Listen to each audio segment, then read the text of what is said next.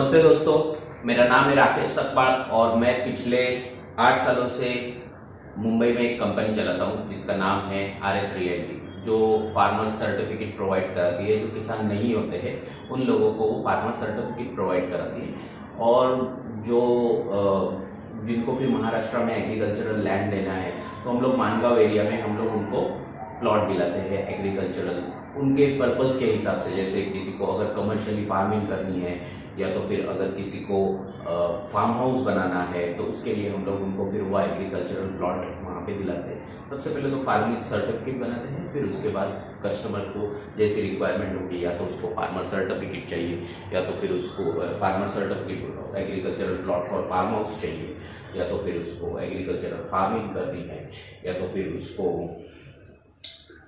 Investment करना है। जो भी उसका रीज़न रहेगा उसके हिसाब से हम लोग उनको मानगांव के एरिया में प्लॉट दिलाते हैं। तो आज मैं आपको कुछ बताने आया हूँ। मानगांव का एक इन्वेस्टमेंट के लिए हमारा बहुत पॉपुलर प्रोडक्ट है। बहुत सारे लोग हमारे इसमें इन्वेस्ट करते हैं और ये इन्वेस्टमेंट के लिए बहुत अच्छा लैंड का प्रपोजल है।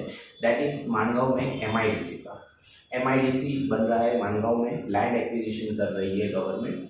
बहुत सारी लैंड ऑलरेडी एक्वायर कर चुकी है। पिछले 8 सालों से मैं इस प्रोजेक्ट के साथ जुड़ा हुआ हूँ और मैंने काफ़ी लोगों को इसमें लैंड दिलाया है, उनको प्रॉफिट करा के दिया हुआ है। तो आज मैं आपको सारी जो चीज़ें बताऊँगा वो MIDC के रिलेटेड रहेगी। तो MIDC क्या होता है, कैसे होता है, लोगों को पैसा कैसे मिला, किसको कितना मिला, वो सारी चीज़ें मैं आज आपको क्लियर बताऊँगा। तो सबसे पहले जानते हैं MIDC होता है। MIDC, what is MIDC? MIDC एक महाराष्ट्र इंडस्ट्रियल डेवलपमेंट कॉर्पोरेशन का प्रोजेक्ट है। मतलब महाराष्ट्र स्टेट गवर्नमेंट का ये एक्चुअली एक प्रोजेक्ट है जो महाराष्ट्र में इंडस्ट्रियलाइजेशन को, मतलब कंपनीज को, बिजनेस को ग्रोथ करने के लिए अपॉर्चुनिटीज देता है। अब क्या क्या उनको फैसिलिटीज देता है? Land, road, lights, electricity, land, road, light, वापस आपका ड्रेनेज सिस्टम डेवलप करके एक लैंड प्रोवाइड करता है, लैंड पार्सल प्रोवाइड करता है। महाराष्ट्र के में जो बिजनेस करना चाहते हैं जो बिजनेसमैन, उनके लिए महाराष्ट्र में उनको इंडस्ट्रियल डेवलपमेंट करने के लिए MIDC लैंड उनको प्रोवाइड करता है। अच्छा, अब लैंड जो लेता है वो किसकी लेता है? गवर्नमेंट अगर अपनी लैंड थोड़ी देता है बड़े बड़े बिजनेसमैन को बिजनेस करने के लिए। लैंड जो देता है वो किसान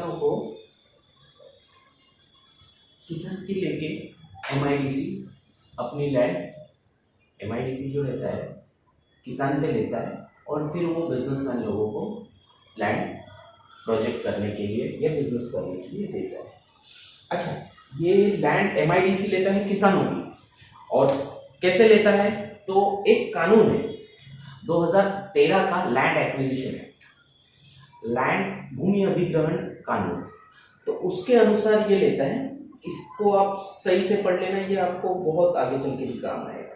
लैंड एक्विजिशन एक्ट ये कहता है कि जो भी गवर्नमेंट का वैल्यूएशन होगा, तो वो जो भी गवर्नमेंट का वैल्यूएशन होगा उसका कम से कम 5 टाइम्स आपको कंपनसेशन देना है। मतलब महाराष्ट्र स्टेट गवर्नमेंट को 5 टाइम्स ऑफ कंपनसेशन देना है। जितना भी वो लैंड एक्वायर कर रहा है उसका 5 टाइम्स आपको मिनिमम कंपनसेशन देना है। ऐसा ये 2013 का कानून कहता है। अब इसमें ग्रामीण और अर्बन, शहरी और ग्रामीण, ऐसे 2 तरीके की लैंड का एक्विजिशन होता है। तो कभी कभी गांव में अगर एक्विजिशन हो रहा है तो कम से कम 5 टाइम्स तक का आपको मिनिमम, आपको जो गवर्नमेंट वैल्यू है उसका 5 टाइम्स ऑफ आपको कंपनसेशन मिलना चाहिए। तो मैं ये MIDC की बात कर रहा हूँ, तो ये क्यों कर रहा हूँ? क्योंकि मानगांव में एक MIDC गवर्नमेंट बना रही है। मानगांव का लगभग 15,000 एकड़ का लैंड जो है वो गवर्नमेंट ले रहा है।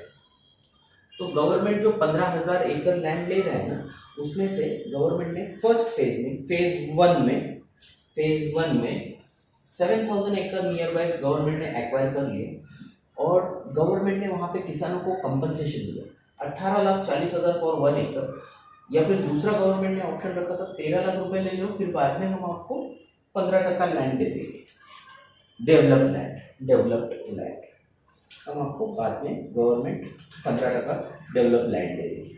तो ये तो एक्विजिशन हो गया, अभी तो फेज 1 का सबका एक्विजिशन हो चुका है।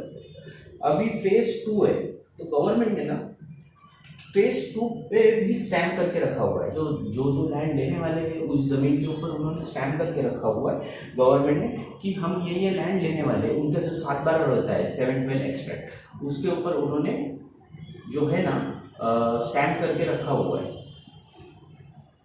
तो यहाँ पे ये जो कंपनसेशन है सेकेंड फेज का 2-3 ईयर्स में आ जाएगा। तो यहाँ पे हमको ज़मीन लेके रखना है एज ए इन्वेस्टमेंट। अगर हम यहाँ पे एज ए इन्वेस्टमेंट ज़मीन लेके रखते हैं तो ये ज़मीन करीबन आपको 11 लाख रुपए में आ जाती है। 11 लाख रुपए में आ जाती है, 2-3 साल में आपको इसका कंपनी से रिटर्न्स भी आएगा, गवर्नमेंट से आपको रिटर्न्स आएगा। इधर या तो 27 लाख रुपीज़ आएगा फॉर 1 एकड़, या तो फिर 23 लाख रुपीज़ प्लस 15% डेवलपमेंट। ऐसा आपको ये 2 टाइप का कंपनसेशन आएगा गवर्नमेंट से, अगर आप ये स्टैम्प वाला ज़मीन लेके रखते हैं तो। ठीक है, तो ये मानगांव में चल रहा है फिलहाल। मेरे बहुत सारे क्लाइंट्स ने यहाँ पर एग्रीकल्चरल लैंड लिया। एग्रीकल्चरल लैंड लेने के बाद में फेज 1 में उनकी ज़मीन जो है, पहले तो बहुत सारे लोग किसान नहीं थे, तो फिर उनको मैंने किसान बनाया। किसान बनाने के बाद में फिर उनको मैंने मानगांव में ये जो फर्स्ट फेज है फेज 1, इसमें ज़मीन दिलाया बहुत सारे लोगों को एज ए इन्वेस्टमेंट। किसानों की जो वहाँ के लोकल किसान थे उनसे ज़मीन लिया मैंने, और मेरे जो कस्टमर थे, मेरे जो क्लाइंट्स थे, उनको मैंने दिया वो ज़मीन। तो उन्होंने वो ज़मीन लिया तो फिर बाद में 2-3 साल के बाद 4 साल के बाद उनको कंपनसेशन आया। तो इन्होंने 2 ये ऑप्शन चुने और बहुत सारे लोगों को इसमें पैसा मिल चुका है। बहुत सारे लोगों को मैं कुछ प्रूफ भी दिखा दूंगा आपको। तो अभी ये आपके पास अभी ये सेकेंड फेज में अपॉर्चुनिटी है कि अगर आप चाहे तो 11 लाख रुपए में 1 एकड़ जमीन ले सकते हैं मानगांव में, स्टैम्प की हुई, जो 2-3 साल में आपको गवर्नमेंट से 27 लाख और 27 लाख ये एक ऑप्शन रहेगा आपके पास, और दूसरा ऑप्शन रहेगा 23 लाख प्लस 15% डेवलपमेंट। अच्छा, ये कैसे मालूम? तो ये लैंड एक्विजिशन एक्ट के वजह से मुझे मालूम है। आप लैंड एक्विजिशन एक्ट अगर प्रॉपर से पढ़ेंगे तो आपको थोड़ा समझ में आएगा कि हमको कितना कंपनसेशन आता है। ये कैसे पता है, राकेश जी को कैसे पता? तो लैंड एक्विजिशन एक्ट मैंने पढ़ा है, तो जिसमें मुझे समझ में आता है कि कितना तक कंपनसेशन आएगा उसकी। तो ये कहाँ पे हो रहा है, ये किस एरिया में हो रहा है मानगांव के? तो मानगांव के ये इस एरिया में हो रहा है। ये जो है ये मानगांव है, मानगांव का एसटी डेपो, ये मानगांव का एसटी डेपो यहाँ पे। ठीक है, फिर ये स्ट्रेट जाता है एक रास्ता, ये रोड ये जाता है सीधे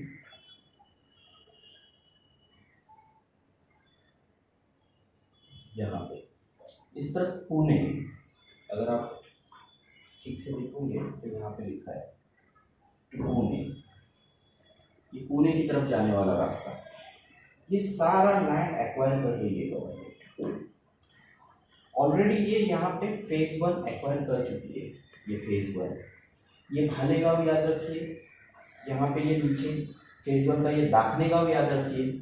मैं कुछ दिखाने वाला हूँ, इसके लिए मैं बोल रहा हूँ, ये दाखने भाले ऐसे कुछ गांव हैं जिनको आप याद रख लीजिए। ये फेज 1 के सारे गांव हैं, ये सारे एक्वायर हो चुके हैं। अब गांव एक्वायर किया है मतलब वहाँ का पूरा के पूरा गांव नहीं लेती है गवर्नमेंट को जो ज़मीन चाहिए वही लेती है, और उसके ऊपर स्टैम्प मार के पहले से रखा हुआ रहता है कि इसके ऊपर स्टैम्प पड़ा हुआ है और ये ज़मीन गवर्नमेंट लेने वाली है। तो ये ऑलरेडी ले लिया है गवर्नमेंट ने, फेज 1 पूरा एक्वायर हो चुका है। तो यहाँ पे खत्म हो गया है। अब ये जो है ना, ये फेज 2 है, ये फेज 2 पूरा के पूरा गांव नहीं लेती है गवर्नमेंट, गांव में से ये फेज 2 है। तो ये फेज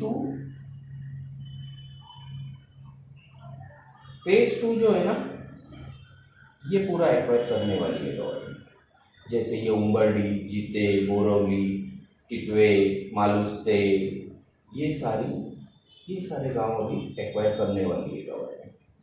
इनके भी सब स्टैम्प किया हुआ है 7/12 के ऊपर, 7/12 के ऊपर ये भी सारे गवर्नमेंट ने स्टैम्प करके रखा हुआ है। फिर वापस एक पार्ट है सेकेंड फेज का, फेज 2 का पार्ट है, ये वाले भी गांव लेने वाला है, पड़सगांव, घरोशी, ओडगांव, ये मुगौली, ये सारे जो गांव है ये भी लेने वाला है। और ये जो है ये फेज 2 एक्वायर होने वाला है आने वाले कुछ समय में। तो अगर आप चाहते हैं तो इसमें आप जमीन ले सकते हैं स्टैम्प की हुई, एमआईडीसी का स्टैम्प उसके ऊपर ऑलरेडी पड़ा हुआ है, ऐसी जमीन आप ले सकते हैं। तो ओके, मैं अभी आपको ना कुछ प्रूफ दिखा रहा हूँ। ये एक मेरे क्लाइंट है, इनका नाम है फारूक। ये किसान नहीं थे, इनको मैंने किसान बनाया। फिर उनको दाखने गांव में, मैंने बताया फेज 1 का दाखने गांव, तो दाखने गांव में इनको मैंने ज़मीन दिलाया।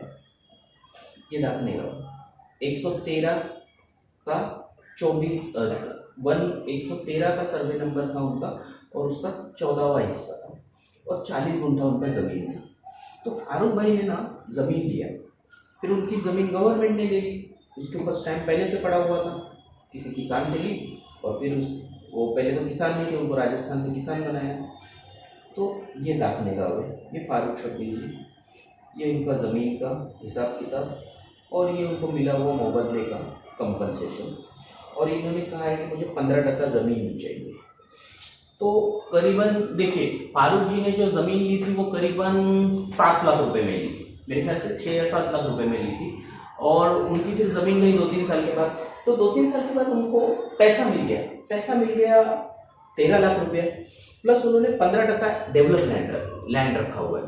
अब ये 15% रिजर्व जो डेवलप लैंड रखा हुआ है, मतलब उनकी ज़मीन जो है 40 गुंठा ज़मीन जो गवर्नमेंट ने ली, उसमें उसका 15% उनको लैंड मिलेगा एज ए डेवलप लैंड। तो 15% होता है 6 गुंठा। 6 गुंठा फारूक भाई को विकसित भूखंड डेवलप लैंड देगा गवर्नमेंट, ये विकसित भूखंड। तो 15% डेवलप लैंड बाद में देगा, बाद में 15% डेवलप लैंड देगा। 15% डेवलप लैंड का करीबन उनको आज, मतलब आज के आज नहीं देगा, 4-5 साल लगेगा विकसित करके देने के लिए, लेकिन फिर भी उनको 5 साल के बाद जमीन मिलेगा। इस वक्त मिल गया उनको 13 लाख रुपए। फिर उन्होंने सेकेंड फेज में भी लिया है अभी जमीन, लेकिन अभी उस फर्स्ट फेज का तो उनको 13 लाख रुपए मिल गया।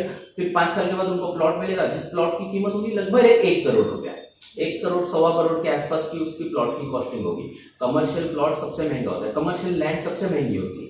लैंड के भी 3 प्रकार होते हैं, एग्रीकल्चरल, एनए और इंडस्ट्रियल। तो सबसे महंगी जो रहती है वो इंडस्ट्रियल प्लॉट रहता है। तो 6000 स्क्वायर फीट का फारूक भाई का वहाँ पे जमीन होगा, उसके ऊपर वो भले गोडाउन बना दे और खुद बिजनेस करे या रेंट पे दे दे, जो whatever you want to do, वो कुछ भी वहाँ पे कर सकते हैं। इफ यू वांट, इफ उनको सेल करना है तो वो सेल भी कर सकते हैं। तो एमआईडीसी उनको एक ऐसा 15% जमीन देगा, उनकी जमीन जो लिया हुआ है एज ए कंपनसेशन 15% उनको विकसित भूखंड देगा, और 13 लाख रुपए दिए। तो अगर फारूक जी का 7 लाख रुपए का जमीन लिया हुआ 12 लाख रुपए उनको, 13 लाख रुपए उनको कंपनसेशन मिल गया, और 4 से 5 साल में उनको 1 करोड़ का अगर प्रॉपर्टी मिल रहा है, तो उससे बढ़िया तो कुछ नहीं है। 7 लाख रुपए का कितना हो गया, रिटर्न्स कितना हो गया? 7 लाख रुपए का उनका अगर 1 से 1.25 करोड़ रुपए की प्रॉपर्टी बन जाती है, और पैसा भी डबल हो रहा है, तो नॉट बैड, नॉट बैड। वही मैं कहना चाहता हूँ कि हमारे यहाँ पे ऐसे कुछ किसान हैं फेज 2 में जो अपनी जमीन बेचना चाहते हैं, जो नीडी फार्मर है, जिनको अभी पैसे की ज़रूरत है। तो जो अगर बेचना चाहता है तो मैं उनका ज़मीन आपको दिला दूंगा, और आपको दिलाने के बाद आप उस ज़मीन के उसके ओनर हो जाएंगे, 7 बार आपके नाम पे हो जाएगा। और फिर हम चाहिए तो वो फिर आपका जो गांव का पैसा आ जाएगा, तो फिर आपको उस ज़मीन का कंपनसेशन मिल जाएगा। वो सेकेंड फेज में होगा, जैसे मैंने बताया था 23 लाख प्लस 15% डेवलपमेंट। तो मैंने ये फारूक जी का आपको बता दिया। आपको ना एक मैं 7/12 बताता हूँ कि कैसे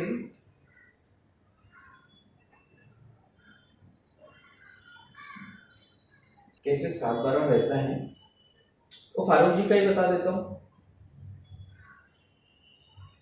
रायगढ़, माणगांव।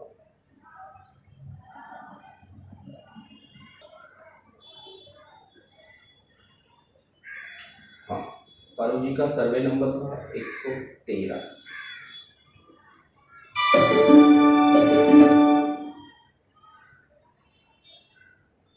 113 का 14। ये फारूक जी का नंबर था।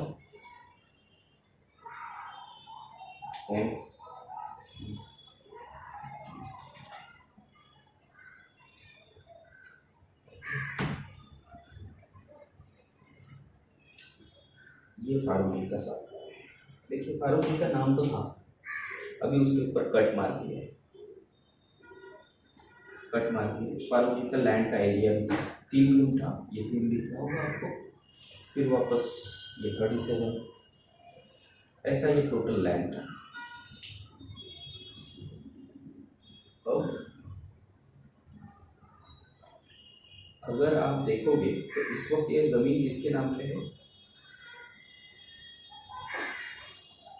ऊर्जा उद्योग ऊर्जा व कामगार विभागातर्फे महाराष्ट्र औद्योगिक विकास महामंडळ, इनके नाम पे है। और ये पूरा प्रोजेक्ट है ना, ये दिल्ली मुंबई इंडस्ट्रियल कॉरिडोर के अंतर्गत जोड़ने वाले हैं इस पूरे प्रोजेक्ट को। ये माणगांव के MIDC को, दिल्ली मुंबई का इंडस्ट्रियल प्रोजेक्ट जो है ना, उसको ये जोड़ा जाएगा।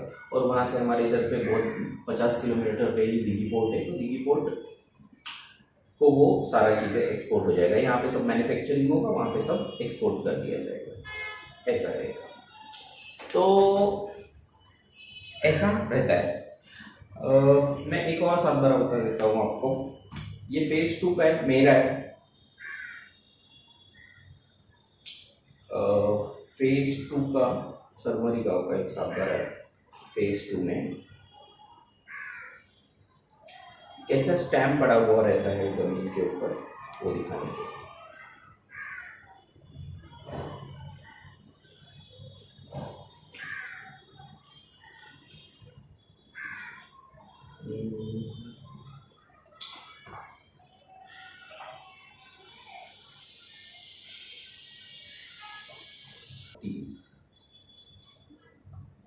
Y P A Q Q,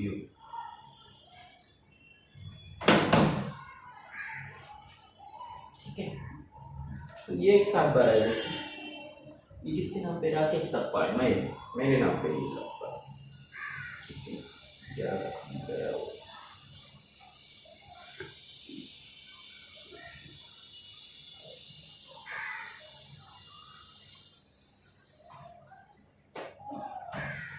हाँ, मैं बता रहा था, ये राकेश सकपाल, ये मेरा एरिया भी है। और इसके ऊपर देखो ऐसा स्टैम्प पड़ा हुआ है। तो ये स्टैम्प पड़ी हुई जमीन आपको लेके रखनी है फेज 2 में। तो फिर उसका जब पैसा आता है एज अ कंपनसेशन के टाइम पे मैं आपको बता दूंगा प्रोसीजर सरेंडर करने की, सरेंडर कर देने का वो ज़मीन, और सरेंडर करने के बाद में उसका पैसा मिल जाएगा आपको, पैसा और ज़मीन दोनों चीज़ें मिल जाएगी। तो MIDC का ऐसा होता है, हमेशा मुझसे कुछ क्वेश्चन एंड आंसर पूछे जाते हैं। लोग हमेशा कुछ क्वेश्चन पूछते हैं मुझसे, तो वो क्वेश्चन आंसर भी हम लोग देख लेते हैं एक बार। आज मैंने कुछ लिख के रखे थे क्वेश्चन आंसर। इतना पैसा मिल रहा है तो फिर फार्मर क्यों अपना लैंड बेचना चाहता है?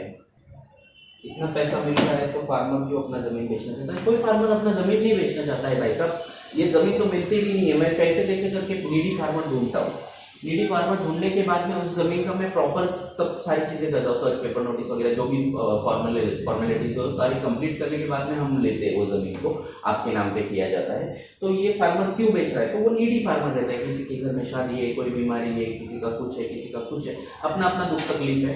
तो उसकी जो दिक्कत है वो दूर करने के लिए हम उससे वो ज़मीन ले रहे हैं, वो अपनी दिक्कत दूर कर लेता है सब। और वो पूरी की पूरी ज़मीन नहीं बेचता है, किसी की 10 एकड़, किसी की 20 एकड़, किसी की 5 एकड़, 10 एकड़, 50 एकड़ रहती है, 1-2 एकड़ उस टाइम पे ज़रूरत के हिसाब से वो बेच देता है।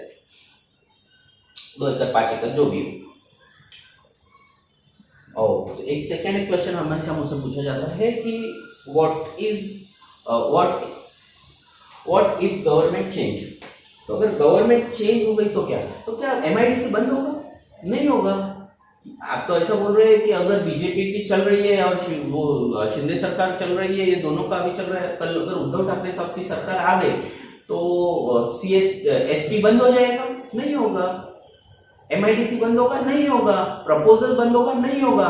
क्योंकि अगर लैंड एक्विजिशन 2013 का कुछ कानून है, ये स्टैंप पड़ी हुई जमीन है, यहाँ पे से जमीन के प्रोजेक्ट को हिलाना इम्पॉसिबल है सर।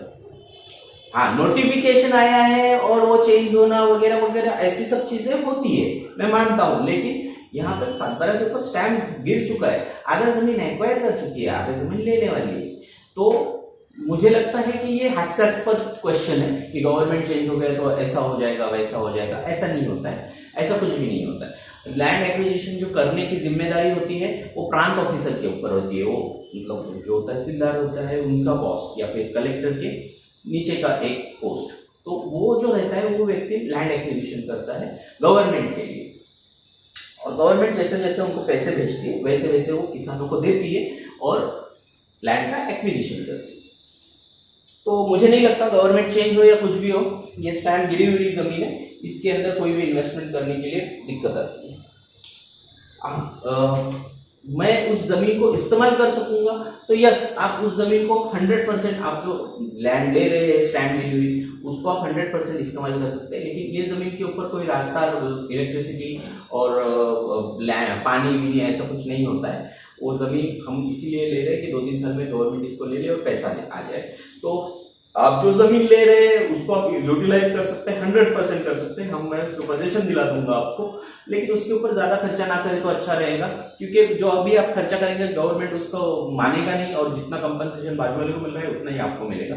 आपको अगर उसके अंदर कुछ नॉट छोटी छोटी क्रॉप्स लेने हैं, भाजी वगैरह कुछ लगाना है या कुछ भी, कोई भी अगर छोटे छोटे क्रॉप्स लेने हैं तो ठीक है। लॉन्ग टर्म क्रॉपिंग के लिए या लॉन्ग टर्म कमर्शियल फार्मिंग के लिए ये लैंड योग्य नहीं है। आप उसका, इसके लिए मैं आपको कोई मानगांव में और लैंड दिला दूंगा।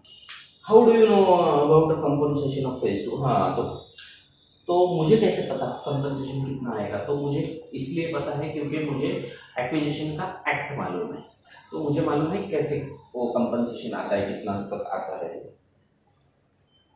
हाँ, ये कंपनसेशन का टाइम देखिए, कंपनसेशन का टाइम जो है वो मुझे इसलिए पता है क्योंकि मैं वहाँ का लोकल हूँ, मेरा विलेज है वो, और मुझे काफ़ी चीज़ें मालूम है, कौन से गाँव जल्दी जाएंगे नहीं जाएंगे, कब जाएंगे, क्या होगा, तो मुझे अच्छे से पता रहता है। तो मुझे एक अंदाजे से टाइम, और इसमें कोई गन पॉइंट पे रख के नहीं बोल सकता कि भाई इतना टाइम 2 साल में, तो 2 साल में क्यों नहीं गया, ऐसा नहीं है। गवर्नमेंट का काम है, थोड़ा आगे होता है पीछे होता है, लेकिन डेफिनेटली होता है। और अगर आपका 7 लाख रुपए में, एक एग्जाम्पल बता चुका है, ऐसे सैकड़ों एग्जाम्पल है मेरे पास जिनको 7 लाख 8 लाख 10 लाख के 1-1 करोड़ रुपए हो गए थे 3, 4, 5 साल में। तो अगर थोड़ा सा रिस्क लेना पड़ता है तो इसमें MIDC स्टैम्प, तो MIDC का जो स्टैम्प किया हुआ लैंड है उसको लाइट, इलेक्ट्रिसिटी, रास्ता वगैरह रहेगा क्या? तो नहीं रहेगा भाई साहब, नहीं रहेगा। आपको वो सब लाना पड़ेगा अगर आपको वहां पे कुछ करना है तो, ठीक है। और भी पूछा जाता है कि जैसे कि ये जो पैसा आता है ये टैक्स फ्री होता है कि नहीं? तो yes, it is tax free, because ये कंपनसेशन है। इंडिया में जो कंपनसेशन आता है वो टैक्स फ्री रहता है, तो टैक्स फ्री ये कंपनसेशन रहता है। और यहाँ पे इसका आपको कोई भी कैपिटल गेन वगैरह वो सब सारी चीज़ें नहीं लगती। तो मुझे लगता है मैंने आज काफ़ी सारी चीज़ें बताई है आपको MIDC के बारे में। इन्फॉर्मेशन चाहिए तो प्लीज़ मुझे कांटेक्ट कर लीजिए, मुझे कॉल कर लीजिए, तो फिर मैं आपको सारी इन्फॉर्मेशन दे दूँगा। Thank you very much.